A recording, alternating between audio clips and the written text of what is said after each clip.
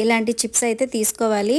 తర్వాత మనం స్ట్రైట్‌గా లైన్స్ గీసుకున్నాం కదా! ఆ లైన్స్ మీద గ్లూ తోటి 1 ఇంచ్, 1 ఇంచ్ గ్యాప్ తోటి ఇలాగా చిన్న చిన్న డాట్స్ అయితే పెట్టుకోవాలండి. మనం ఒక లైన్‌లో స్ట్రెయిట్‌గా డాట్స్ పెట్టుకున్న తర్వాత నెక్స్ట్ లైన్ వచ్చేసి వాటికి మధ్యలో వచ్చేలాగా పెట్టుకోవాలనమాట. ఇలా పెట్టడం వల్ల అది చూడ్డానికి కూడా చాలా బావుంటుంది. సో, ఇలాగా ఈ లైన్స్ మొత్తం కూడా గ్లూ తోటి మనం డాట్స్ పెట్టేసుకొని వాటి మీద ఈ గోల్డ్ కలర్ చిప్స్ అనేవి ఇలాగా అంటించేయాలనమాట.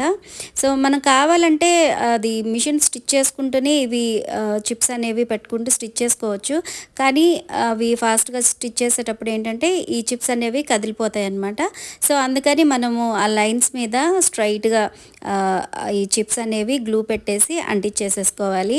సో, అవి కొద్దిగా ఆరిపోయిన తర్వాత ఇలాగా మనం నార్మల్ మిషన్ మీద ఇలా స్టిచ్ చేసేసుకోవడమేనండి. చాలా అంటే చాలా ఈజీగా ఈ వర్క్ అయితే చేయొచ్చండి. మనకి ఈ చిప్స్ ఒక్కటి అంటించడమే కొద్దిగా ప్రాసెస్